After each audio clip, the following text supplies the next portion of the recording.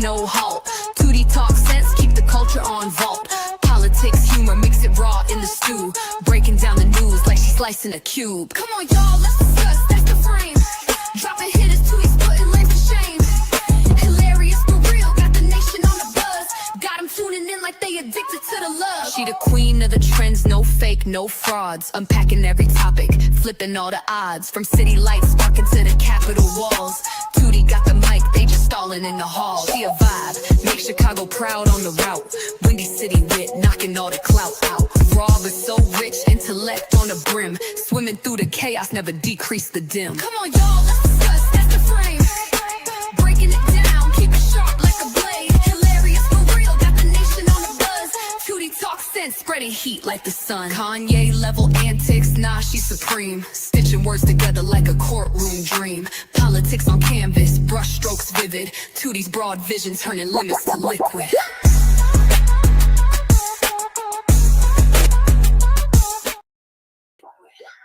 Hey y'all. Hey, welcome to Tootie Talk Sense. I don't know if I'm on here yet because it is raining here, and so I am having connection issues. And I look so low. Okay. How was y'all weekend? I am running late coming up on here because, y'all, first let me tell y'all about my weekend. I see there's some people in the building already. Hey, I had a good weekend, y'all. I had took a little resort because I'm broke. Y'all know I ain't got no money. Hey, babe. So, yeah, we went to the Fox River Resort. And the first day I wasn't feeling good. And I hate that. Like you finally get a vacation, you can't even enjoy your vacation. So the first day I wasn't feeling good. But the second day I made up for it. We did some drunk Uno. It was fun. What else did we do? There was a pool, it was an indoor and an outdoor pool. We went to the indoor pool on the first day. And then the second day, we went to, they had dodgeball, they had tug of war. I took the 4-year-old to the playground. They had, let me see if I can get something to set up a little bit because this look odd the way my face is up on here. Let's see. That's a little better because I just look like a head. maybe I can set it back a little bit.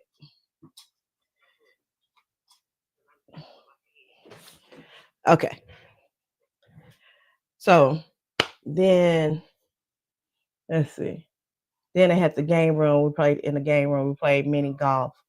It was my sister, my brother-in-law, my husband, the kids, my oldest sister, her oldest son came, and that was my first time seeing the good niece because he just had a baby. His girlfriend came, and my sister adopted daughter came with her kids and her husband. And I'm trying to see. So then at the end of the night, once we didn't did the family time with the kids, whatever, we played drunk Uno, baby, and we got drunk. And we had a good time. And then on September the 1st, that's the day that my dad passed in 1993. And I made an AI song, put that out, showed that to my sister. Then September the 2nd, that's one of my besties since 8th grade. It was her birthday. Happy birthday, girl. My sister's birthday is coming up the 4th. My other bestie since 7th grade is coming up. Happy birthday, girl. One of my other sister's birthdays coming up.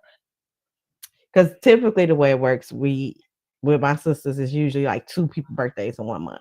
So her birthday's coming up. Happy birthday. And my little 4-year-old birthday is September 23rd. So I am surrounded by Virgos. Okay. Well, September 23rd, she's a Libra. But now that we got that out the way, let's talk about what we're going to talk about today, y'all. So I don't know if y'all seen the Brittany Renner video clip of her with her baby daddy. He's 22. He's a basketball player. She's 29. So when they first got together, it was a big thing about their age. And she is known as like this female who, I guess, date either athletes, and she went around talking about like be careful of women like her. But she got with this guy, had a baby bound.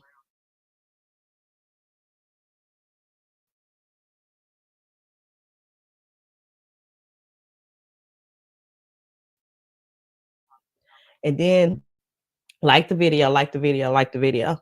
Subscribe to the channel if you haven't already. So we're gonna talk about that. We're gonna talk about the Epstein victims who have came out and said they want the release of all the files.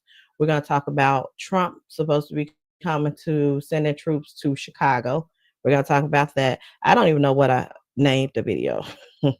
I need to look at the description myself to see what I said we was gonna talk about. Oh, Tamar. Tamar and the Funky Dineva, the latest on that. So we're gonna talk about that, y'all. And I am gonna drop this early in case anybody want to come in. Let me see. Let me see. I have to see. And just so y'all know, coming up in the future, in the near future, I am gonna be changing who the streaming service that I use to broadcast, and I don't know how that's gonna affect everything, but I'm just like y'all know. So bear with me on that. And I'm copying this and pasting this and dropping it into the chat for the people who want to. Okay, if it let me do it, and that's the link for the people who want to come on. Because right now I'm using StreamYard and I'm gonna go to something else pretty soon. So what y'all want to get into first? I want to get into the Brittany Renner first because I see that that's a hot topic right now. The Brittany Renner. Let's see if I can pull up the video, and we're gonna talk about these baby mama, baby daddy relationships, right? And do you feel like Brittany Renner is wrong? Because now my opinion, y'all may not like it. I thought she was wrong.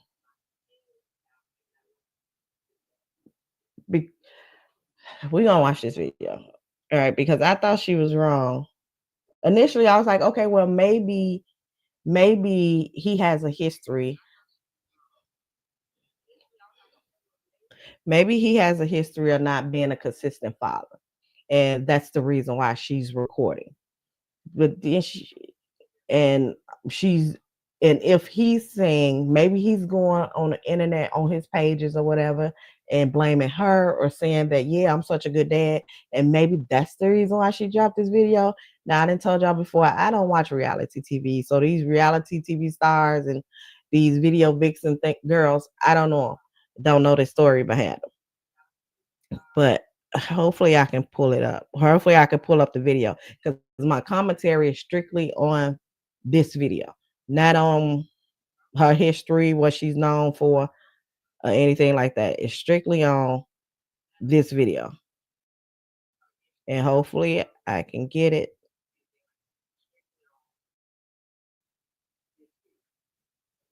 Let me see. Because they telling me about it, but I want the actual video.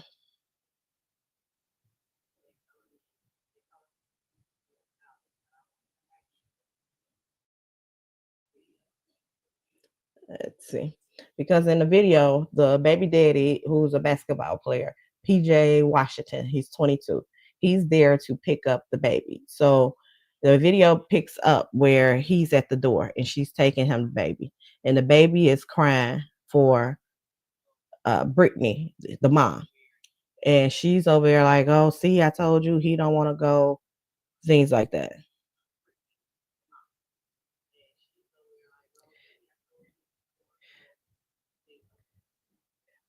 They disabled it because of the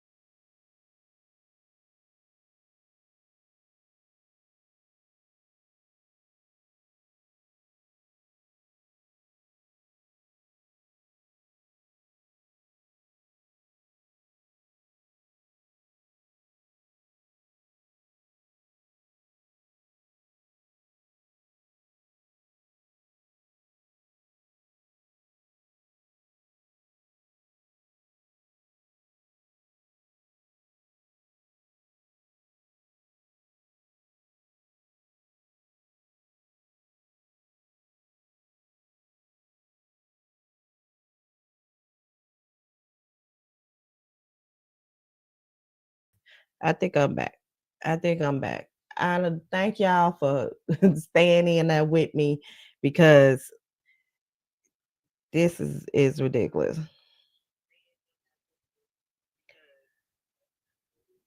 Now, but I did have time in the time that the internet went down. I did have time to see that his wife, PJ Washington, is his name. He is married, not of course, not to the baby mom, but not to Brittany. And so instead of addressing when she dropped this video, instead of addressing it, what she did was she bought him a Royce that cost $400,000. So and she say something in the video about uh say like she was hating on him about the money. Why you buying your whores something? You don't pay the money for your kids. So we're gonna sit here, we're gonna discuss it. You men, y'all can talk up, tell me what y'all have to say, because it seems like men and women may have two different opinions about this.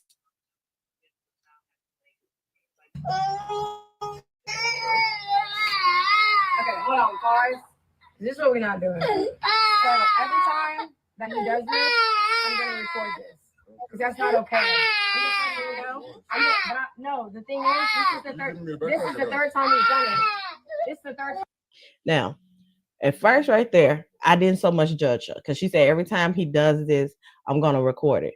At first, I was like, I done seen some baby mamas do this. Why are you recording your kid crying? But then I said, let me give her the benefit of the doubt because some women do it as proof if they're going to court and things of that nature. Some women do it just as a guilt trip type of using it to make the man feel bad, even though this shit could be your fault. So I said, let me give her the benefit of the doubt. She's probably, I'm assuming they're going through court or something for her to record this. But then why put it on the internet? Is why I was like, well, I don't know. She might be a messy bitch. Because why you record your kid crying, putting it on the internet? Then the other option was, okay, maybe he's lying to people. Maybe he's lying like I'm a good father, I'm a consistent father. I see my son all the time. I got a good relationship. And she's like, no, I'm gonna have proof that you don't because he don't know you because he crying because he don't want to go with you. I was like, my initial thoughts upon seeing it, right? So let's continue. He doesn't want to go with you. So actually show up. Actually show up and do something then with him. And then she's saying, actually show up and do something with him. And because he's there right now, I'm like, okay, well, maybe he's just now coming. And he haven't been involved in the kid life. The kid don't know him. Maybe that's why the kid is crying, because if you're saying actually show up and he's there, he's showing up. So maybe there's something else. Steady trying to get her the benefit of the doubt.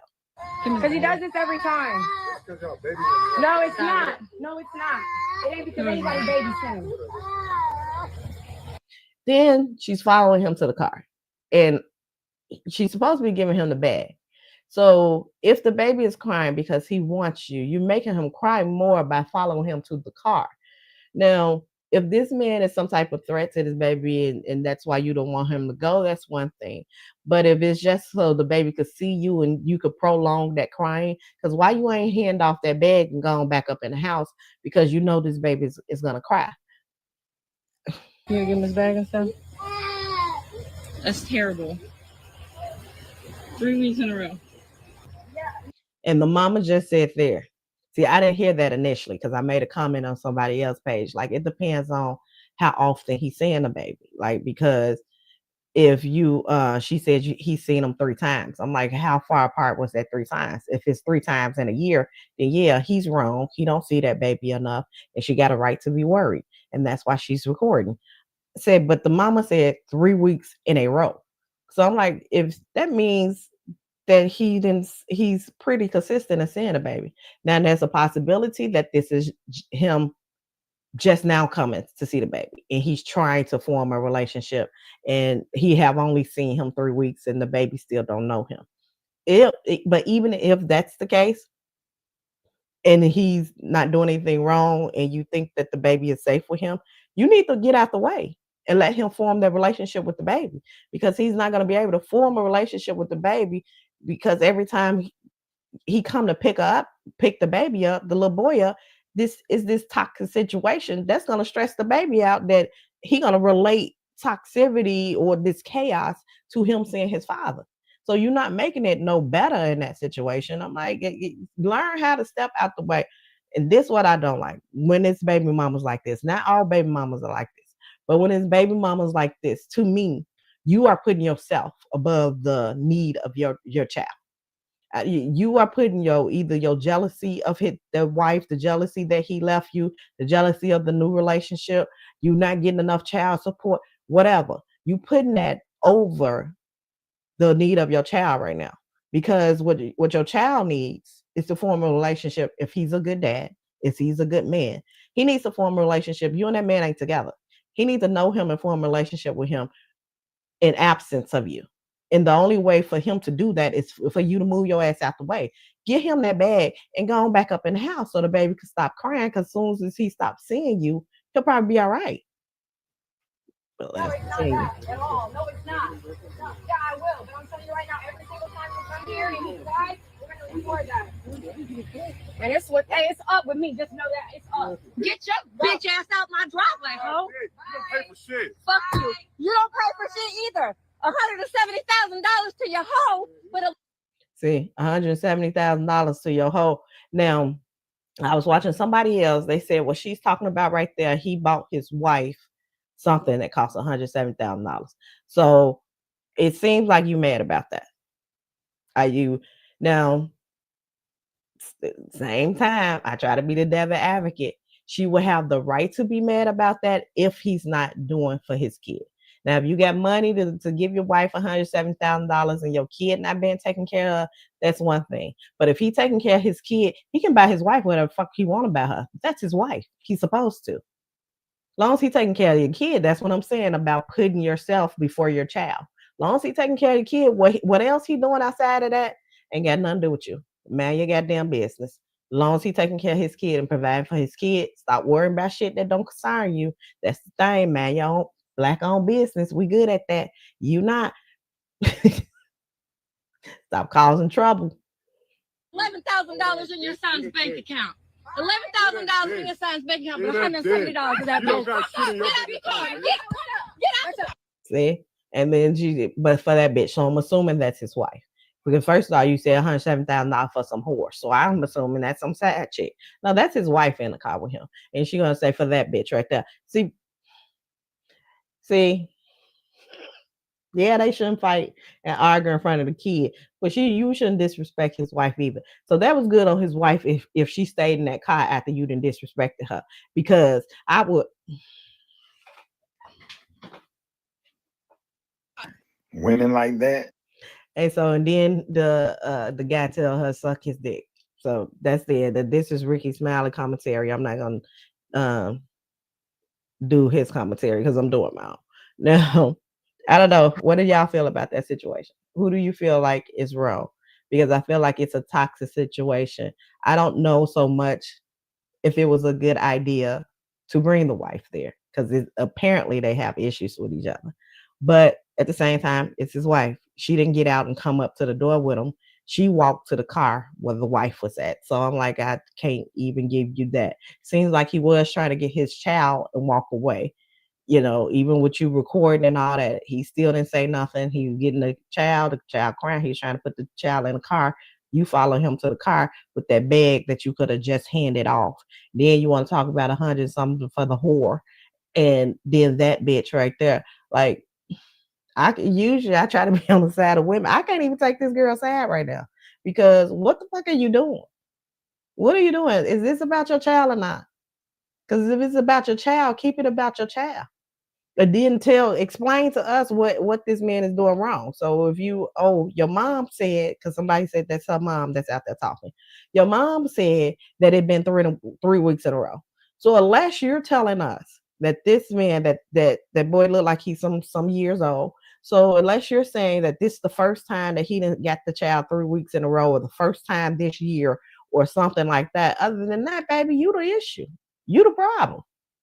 And I wouldn't be surprised. I tell men this all the time. Get your goddamn kid. Take her to court and get your child. If you're righteous, if you're a righteous man who wants to be in your kid's life, who want to do, and it ain't about, I don't want to pay child support. If you want to be in your kid's life and don't want to deal with that toxicity of that mother, and if that mother is not right, go fight for your kid.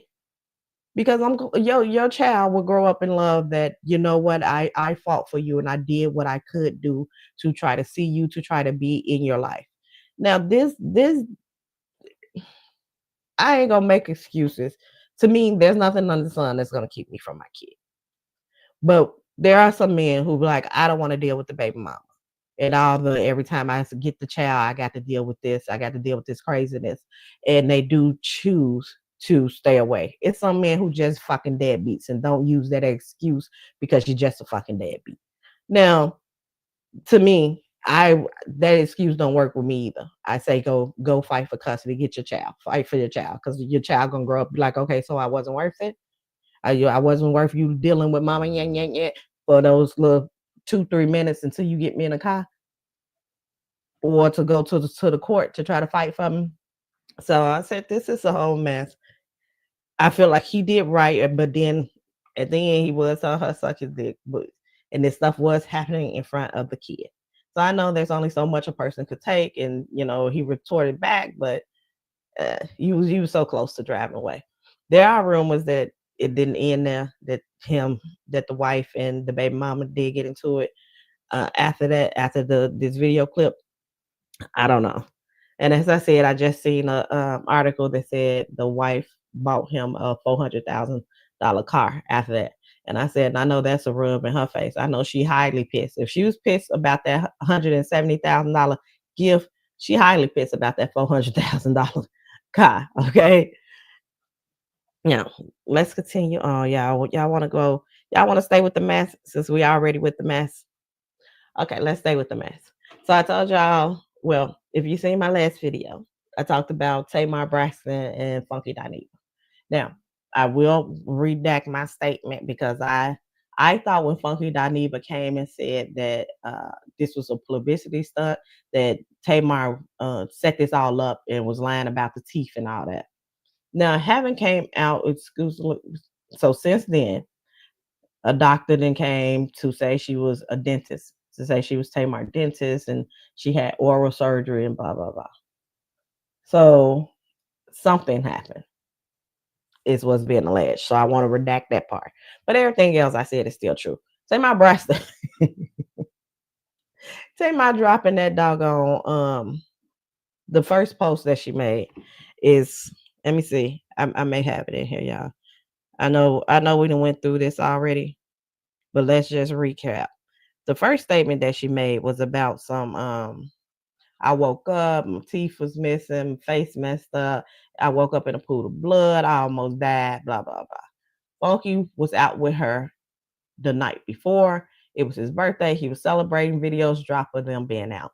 So then everybody started going on Funky page saying, you know, what you do to Tamar, you can't trust them, you know, calling him sissies and the F word, you know, the F word for that community. Y'all know what I'm talking about. So I can't say it. It's like the N words for blacks where whites can't say it. I don't think straight people could say it. And I'm straight. So so so Funky came out with his video saying, hey, I ain't do nothing to that lady. I don't know what's going on.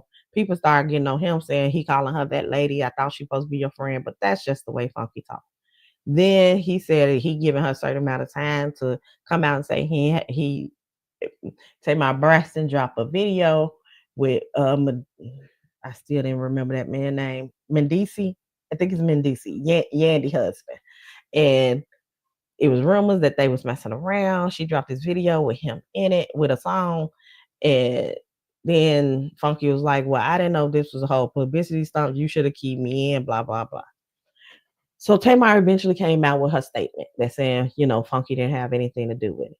So then Funky was all right. The problem is Tamar came back.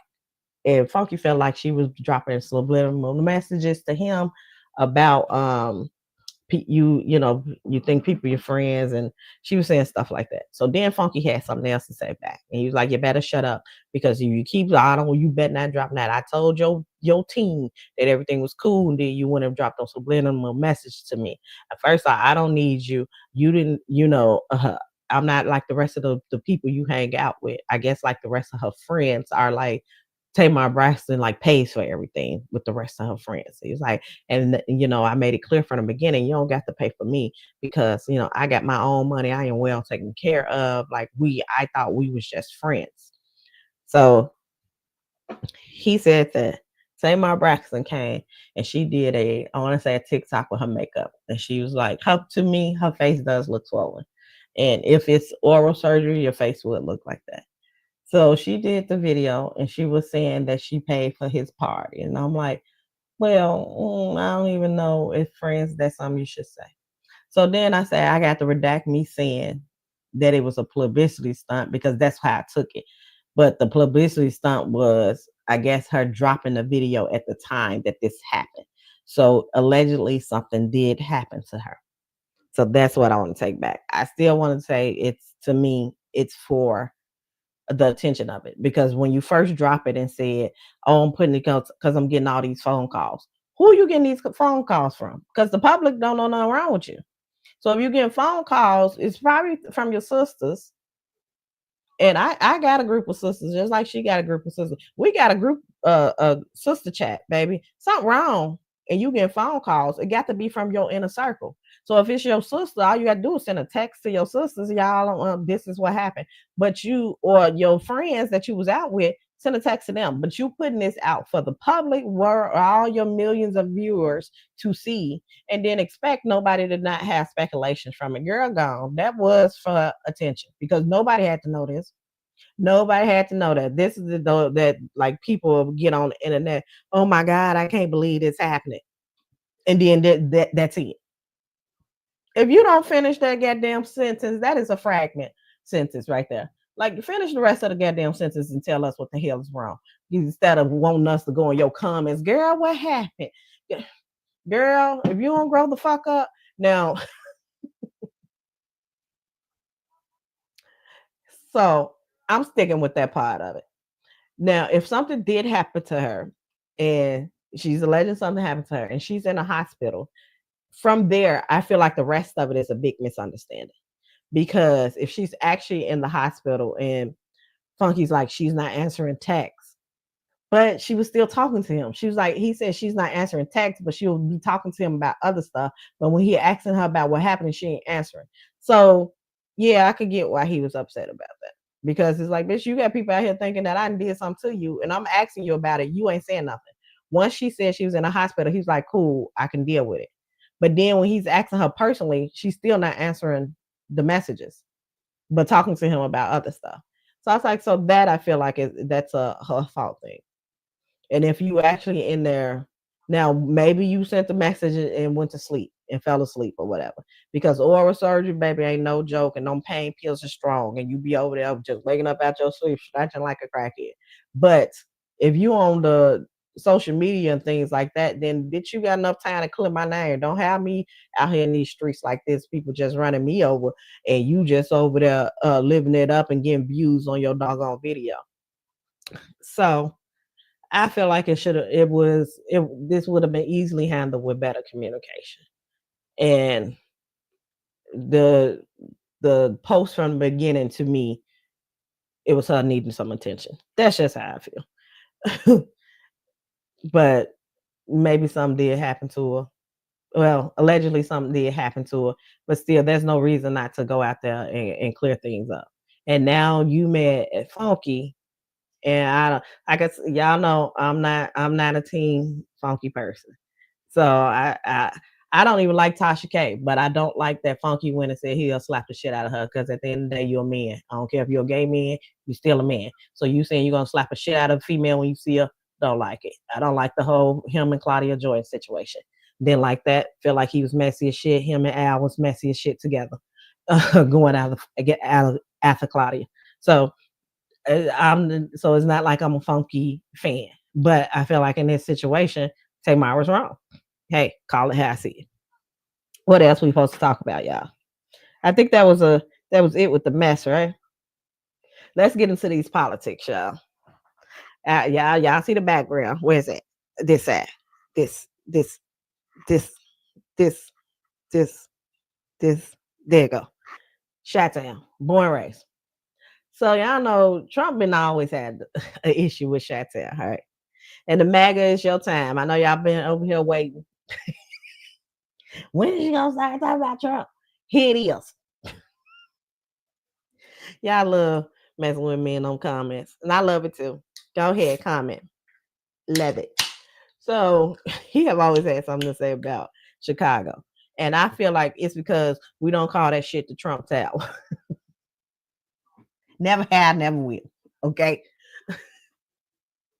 And it's because of the immigration. It always been the immigration, because Chicago was a sanctuary city, and they when the immigrants first started flooding in, they was going over to, I want to say, Texas and Florida, and they were sending bus loads of those immigrants to sanctuary cities, which is Chicago. So Chicago is a sanctuary city, and they were sending a bunch of immigrants. Them governors, they're like, oh, y'all want to be a sanctuary city? Okay. Y'all don't want to vote to get these out? Okay. Then y'all take care of it, and just shipping people. They just getting out charter buses, just buses full of people, and they sleeping at police stations. They just just out here. That not speaking English, don't know. They said them people told them get on the bus, they finna take them to their family. Baby, and they end up in Chicago. And I know they was mad too, especially if it was wintertime, to go from Texas to Florida to this cold shit. But anyway, so that was back as back then. So, Governor Pritzner and Brendan Johnson. So Brendan Johnson is the mayor of Chicago, who's a black mayor. So is it a coinkadink that the cities is going out to have black mayors? I don't know. You be the judge. So he started saying, of course, he sent the troops to Washington, D.C., because he said he wanted to get all the homeless people. He was like, Nicki Minaj, you can't touch me with a wet white bum. Ew. He said he don't want them around no more. He's gonna, try to, I guess his help was sending them to jail. I'm not sure how he getting these homeless people out, but he sent troops to Washington, D.C. to patrol the streets to keep the crime rate down, even though it was at a 30-year low. I know within the last 5 years, the crime rate had decreased. So I need me some water. So he sent them to Washington, D.C. And the Democrats are telling everybody, y'all, this is just a test. This is a test city. This is what they do. They go and do one thing and see if that goes over. And then if that goes over, they spread it along to other cities. So he slowly started to mention Chicago. And then Princeton was like, no, slow down, Jim Shoe. You ain't coming over here. No. Because Washington, D.C. is a special case where all the other states have to, you have to get the approval. The president supposed to get the approval of the governor of that state in order to send in troops. Supposed to. Now, but Washington is a special situation. It's the capital. So the president has more power and control over there. So that's why he did it in Washington and was able to do it in Washington. And he was able to do it for 30 days. It's coming up on that 30 days, I think in a week or so, maybe a couple of days. It's coming up on that 30 days. So now he like, all right, I got away with that. You know what I'm saying? They said, give a nigga an inch, he gonna take him out. So now he like, okay, I'm finna send him over to Chicago. Princeton was like, we don't need your help. We didn't ask for your help. We don't want your help. And Brenda Johnson said the same doggone thing. Like, crime is down in Chicago. Yes, it's not perfect, but it's down. Where it used to be 1,000 murders in the year, now it's like 500, close to 600. So crime is down here. If you want to help, give us the resources. Because y'all know also when Trump came into office, money that Biden had already approved to go to different states and to different departments, he went and snatched that shit back up. So he's like, Pritzner and Brenda Johnson, like, hey, you want to help us? Give us the money that we supposed to get so we can keep doing these programs, which is the reason why crime is down. So we can do youth jobs. We can create like not Boys and Girls Club specifically, but community. We can create community like organizations, community. What do you call it? I'm trying to think of the right word, but community buildings and things like that. We can invest more into the community because that's what helped crime get down. Let us do some more home buyers program. Let's fund that type of stuff because that's what's getting crime down. You want to help us that way. Let us get more mental health officers that go out on calls instead of sending police officers on call. You want to help us that way. Help us with these schools that we got closing. Help us do that. Don't help us with sending troops in because that's not helping us. So that's what they said. They said, your ass ain't coming here. Trump like, fuck, I am. So if y'all from this area, y'all know that if you in the service, there's I want to say it's called Great Lakes. It's maybe 45 minutes away, an army base in Chicago, very big army base. It's with the initially when you get shipped off, you usually there to do your training, boot camp, things of that nature. So he didn't already sent some troops to Great Lakes. He already said that's going to be our, the main headquarters where we're going to be sending the troops to. But the crazy part about it is he initially said it was for crime, right? But now that he's sending troops, he's sending ICE. He's sending ICE and he's talking about immigration. Because and I'm like, wait, is this about crime rate or is it about, because every city that he's going after, which is blue cities, is Democratic cities or Democratic states that he's going after, they most crime happen in red, poor Republican states. They're poor. We're poor people. I'm poor too, y'all. I'm finna Google it real quick. Lists of U.S. cities by violent crime rate. Here are the 10 cities with the highest crime rate. If it loads up, y'all.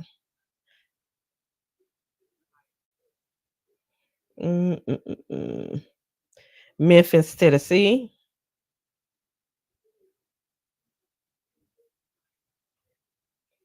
Detroit. Baltimore. Kansas City, Missouri. Milwaukee. New Mexico. Houston. Nashville, Tennessee. Denver. Washington, D.C. Those are the cities with the highest crime rate. So they said majority of the cities are Republican cities. So if this is truly about you want to get the crime rate down in the U.S., go to the Republican cities. Go to the ones who have the highest crime rate. Start there, and then work your way on down. And then the firearm laws that they try to get passed that keeps getting shot down. That wasn't even a pun on words, but I did it not knowingly. But those laws that you keep shooting down about, about crimes. That's another thing that Brenda Johnson said. A lot of a great majority of the firearms that's get to Chicago, the legal firearms, comes from Indiana. Because if you're from Chicago, Indiana is literally, depending on where you at in Chicago, you can just walk across the street and you're in Indiana. And Indiana is a Republican state, and they got gun laws very more relaxed than Chicago. So, and then from downtown Chicago, Indiana is maybe 20, 30 minutes, depending on where you're going in Indiana. It's very close. So he said, hey, most of these firearms are coming from Indiana. So if you want to help Chicago against violent crimes and against the firearm crimes, then start there. Start in Indiana and figure out a way that they can keep their firearms over there and not have it cross state lines to come over here where the crimes are being done with their firearms. The same way that you wanted to keep the Hispanics out because you say fentanyl is coming from Mexico. So now we're going to keep all them people out. So do the same thing for Indiana. That's what Brenda Johnson was saying. Yeah. So we're gonna see how the cookie crumbles, because he's supposed to be stationed in Great Lakes. And I don't know if y'all listening from Chicago, drop down in Chicago. Drop down in the comments. Let me know if y'all listening from Chicago. He would have been a lot better off, because Chicago is different, y'all. If y'all ain't from here, you don't know, but Chicago a bit different. He would have been a lot better off if he would have just said immigration. And a lot more people probably would have been like, okay. Because I talk to y'all all the time about the racism in Chicago. And I told you, born and raised in Chicago. And I experienced more racism from Hispanics than I do whites. Now, when I was telling y'all about the buses that they were sending over here. They were sending the buses over here. And it was a big problem in the Black communities because all those people, all the immigrants that was getting sent here in Chicago, they was getting sent to the black neighborhoods. They wasn't sending them to the white neighborhoods. They was just the white people like hell to the no. And so they were taking abandoned houses or schools that were, a lot of schools were closed in poor neighborhoods, in black poor neighborhoods.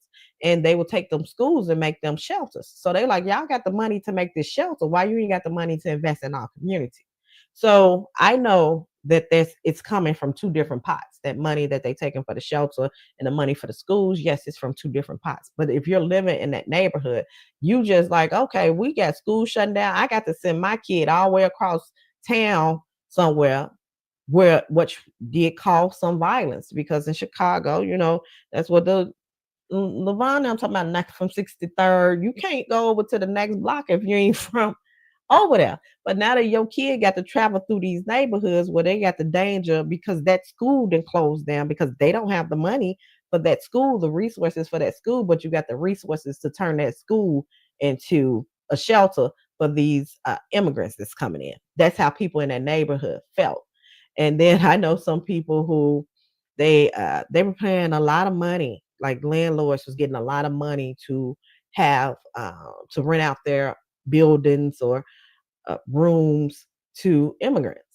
And so neighborhoods was getting packed with cars. People could, one of my friends complained about there was no more parking on the block because one apartment building was full of immigrants. I said, how they get cars? But that's just my thought process. How they get cars that quick? But then a lot of people was complaining about little small stuff. Packages coming up missing. People stealing packages off the cars. I mean, off their porches and things like that.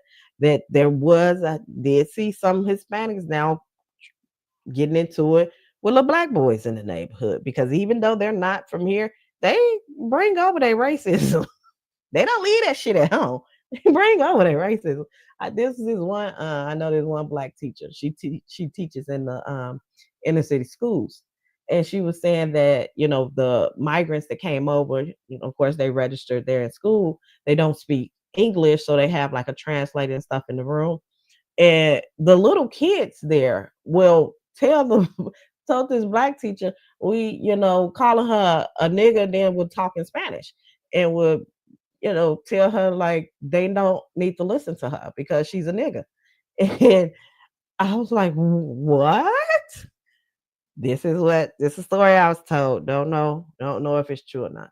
So I was like, if Republicans had any sense, instead of trying to bring the people over here to say we're trying to keep down crime, but you bringing over ICE agents, you'll probably get more people if you just say you. But they didn't try to do that, and because it's sanctuary city, Brandon Johnson and Governor Pritzker ain't allowing it. But you'll probably get more of the public on your side if you just say you trying to get the immigrants out, instead of, oh, I'm trying to bring down crime, when we ain't even the top no more for crime. Now we used to be, it used to go down, okay? We used to be, but you can obviously tell to me in the city, like the carjacking was horrible. Maybe 3-4 years ago, carjacking was horrible.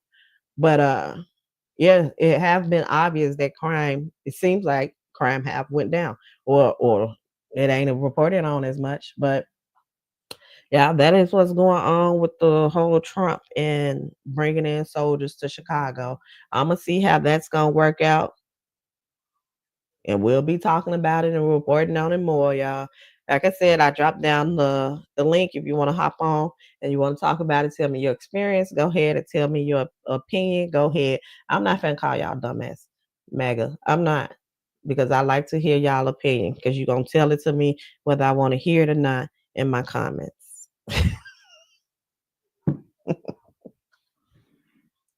And I like to have open dialect, not aggression, anger, negativity, name calling, but open dialect where you actually making sense and talking with some facts or something to enlighten people as far as why y'all move the way y'all do. Go ahead, drop down, get on. Now, the last thing we're gonna talk about is this Epstein. I don't know if y'all seen. I probably won't be able to pull it up. The I want to say it was maybe 10 of them, the Epstein victims. They came out. First off, they went to the oversight committee, the Democratic Oversight Committee, and testified with them. But they also came out and they did an interview on, I think, NBC. First, they did a news press, first of all, but they also did an interview on ABC, a sit down interview. One of the most vocal Epstein victims, she unalived herself, supposedly unalived herself, and so her family was there, but the other victims that was there, they said that they got contacted because some, I want to say at least one, never even came out public. She said she never even told anybody that she was in the Epstein file. She's married, she got kids, she was living her life, and the government contacted her. And she said, so now she feel like this is her time to come out and stand together with the other victims because they don't feel like that they've been heard. They feel like that Trump, Republicans, whoever is trying to keep the Department of Justice. She said they have the different senators who's on the news, and I would say it's Democrats who's on the news and talking about how they want the release of these Epstein files. But the victim said nobody have contacted them. So I'm like, even the Democrats, I was like, oh, y'all full of shit for that, because y'all should at least have reached out to the victims and tried to talk to these victims. But oops, I keep talking, and I'm supposed to be pulling up this. Now this is 30 minutes, so I'm not gonna minutes. I'm just gonna share it.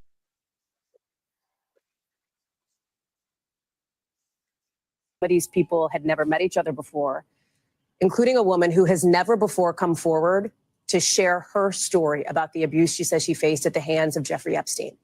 I want to play for you now my conversation with these individuals you're hearing for the very first time right here on NBC News Now. A show of hands here. If you or somebody you love was abused or trafficked by Jeffrey Epstein or Ghislaine Maxwell. All of you. So I want to get to the wasn't right with her, and so when much she asked at the moment, this idea of a potential pardon for Ghislaine Maxwell. How would you feel if she were to be pardoned, given your sister's comments about Maxwell? I think it's the biggest slap in the face for us as a family, and to these girls and anybody that's been impacted by her. I don't think 20 years is enough. Yeah. You're referring to her sentence. Yeah. I think that people that are able to put that kind of evil out into the world should be either locked away forever. You know, our justice system, I think, is not harsh enough on something of that levity. And I know that if my sister were here with her sisters right now, she wouldn't be happy about it. We're not happy about it. Okay, so the one here in the middle with the red shirt, that's the victim who have never came out before.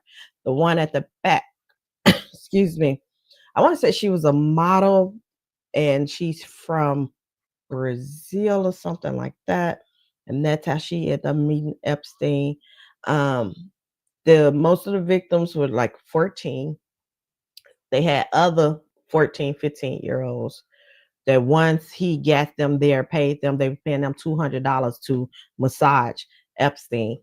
That then he will recruit them. And she told her, I don't want to do this. You know, she said the first time there, it was so horrible that she told him, I don't want to do this. He was like, you're going to either do this or you're going to bring me other people to do it for you. And that's what one girl ended up doing. I want to say the one here with the red. To value them more than us. Does anybody else have thoughts on that? Lisa, That's a generally? good question. Yeah. Go ahead. I would say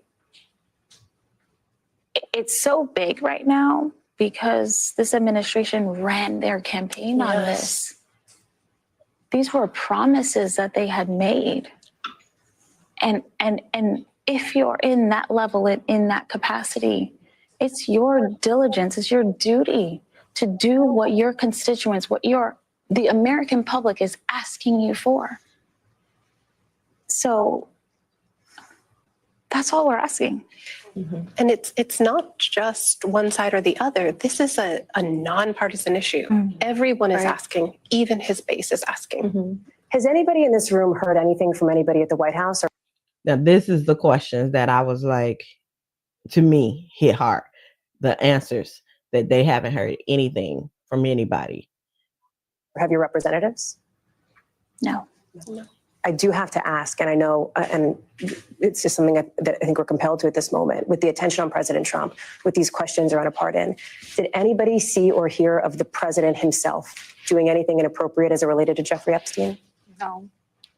Or former President Clinton? No. Are you glad there is a renewed spotlight on this? Is there anything good that you could see coming from this? Or is this reopening these incredibly traumatic moments for you? Is it a mixed bag? I wonder how you feel about that.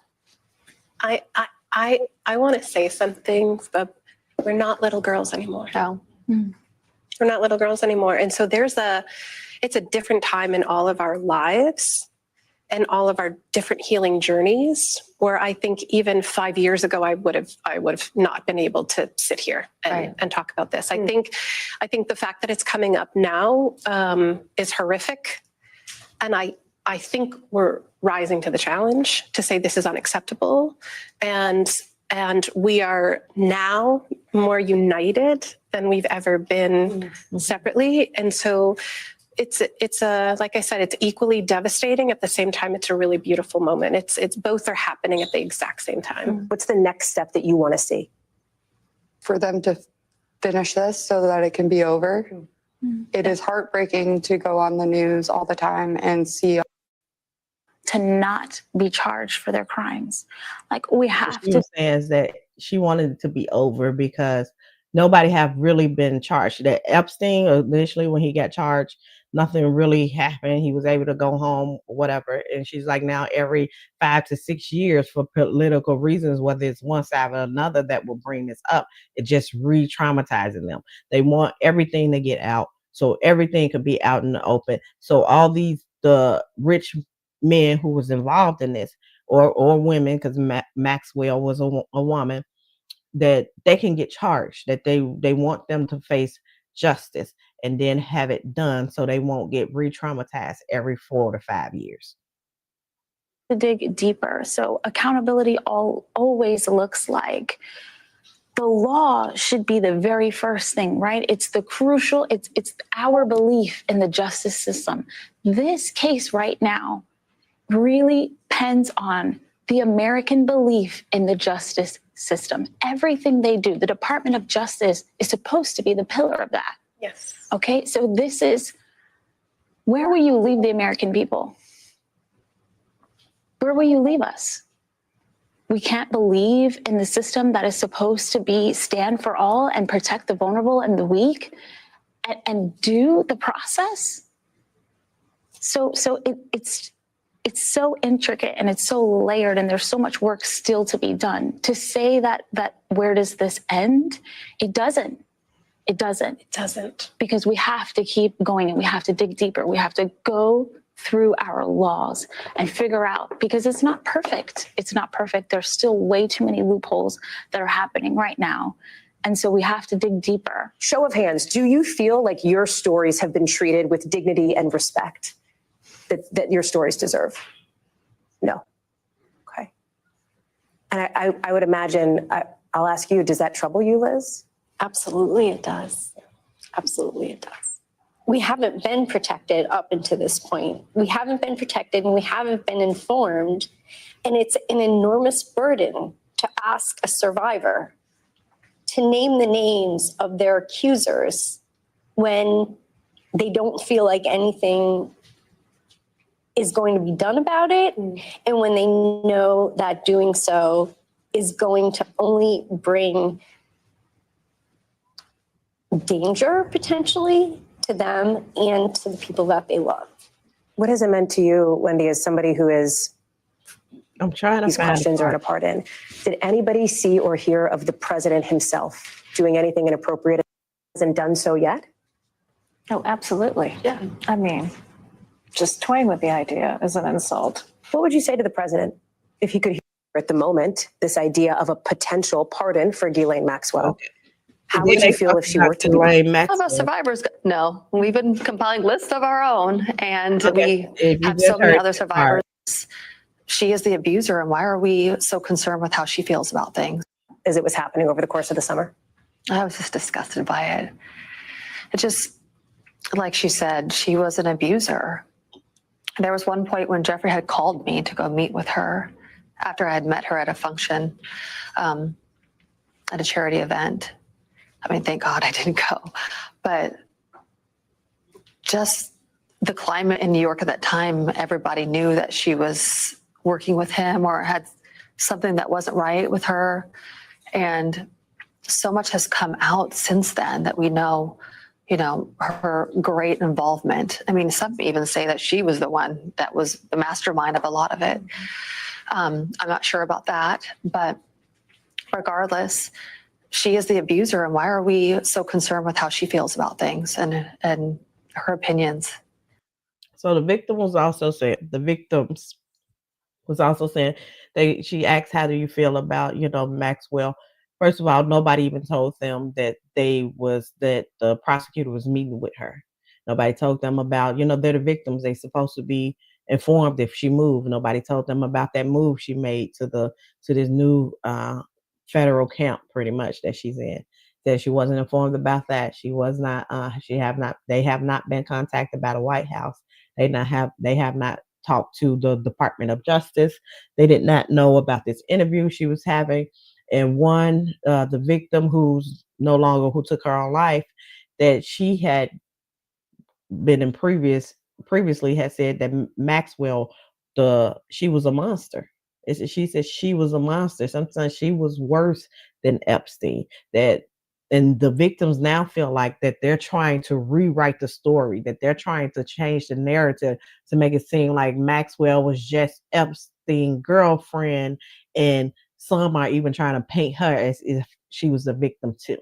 But there's like Maxwell was full in it, and that she was a monster, and she used her being a female to recruit these other females because they would let down their guards because she was a female, and she would be in there participating. She wasn't just his girlfriend. She participated in having intercourse with these girls, and I'm gonna show you how to please a man. She was full on in it, where now they feel like the story is trying to be changed, and just the thought of Trump offering her a pardon, they said they feel disgusted by it. So they also have said that as you just heard, that they're talking about, and they did that in the news conference. They're talking about that since this is the first time they're all coming together, and if they don't want to release these files, they're talking about getting together themselves and composing a list of, they know the different men who was there, because it wasn't just the massage parlors. This was full on sex trafficking, according to the victims. Like, there was powerful men that was at these islands, that was at these parties. She said Epstein and Maxwell wasn't just getting these girls to massage Epstein. They were getting these girls pretty much working like a brothel. Like, they would get these girls for these parties for these rich men who wanted this type of service. Now, they did say, these victims have said that one said that she rode in a plane with Clinton, but no type of sexual things happened with Clinton. And they have said nothing sexual happened with Trump. They didn't see Trump with the girls. So, but they do know the list of men who was at the party, these powerful men, these rich men, these millionaires and billionaires that they was involved with, who did take advantage of them. And they want those men prosecuted. And that's the one thing I will give the people who, I think even Bleach Bum Butch Body is, I mean, Marjorie Taylor Greene is even signing up and going against the Republicans, MAGA and Trump, to say that she wants this list revealed. That and I will say more Democrats are saying. Jasmine Crockett came in the news press and in the news conference that they had today, and she's like, she don't care who on that list, whether it's Republicans, whether it's Democrats, whoever on that fucking list, release the list and investigate. So I do see more Democrats saying that than Republicans, but they are thinking that they have enough. I want to say they needed 8 maybe Republicans to go on with the Democrats in order to get this bill passed to try to get these files out.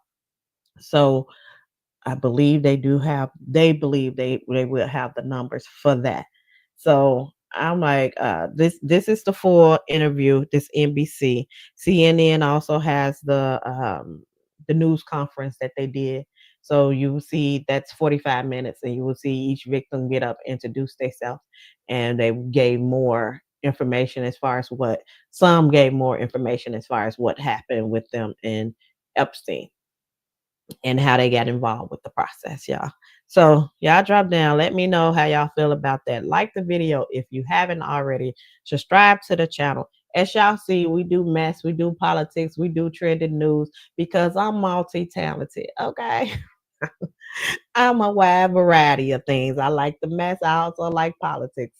And we gonna eventually talk about it all. So if you ain't hear what you want to hear tonight, tune back in the next time because I'll probably talk about it then. Okay, y'all enjoy the rest of y'all night. I have to get out of here. Okay, like the video, subscribe to the channel, and follow me on all social media. Tootie Talks. Bye.